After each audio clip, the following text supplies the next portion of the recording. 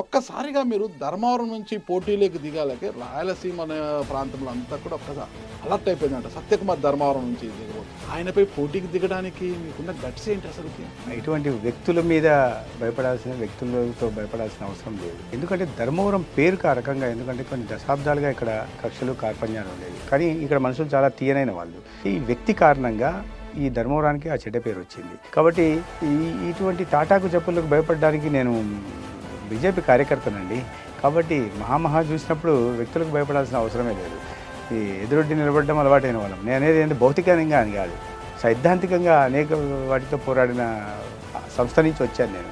ఒక జాతీయవాద భావాలు ఉన్న సంస్థ ఆర్ఎస్ఎస్ అనుబంధ సంస్థ విద్యార్థి పరిషత్లో పెరిగిన వాడిని. భారతీయ జనతా పార్టీలో కొన్ని సంవత్సరాలుగా పనిచేస్తున్న కార్యకర్తని.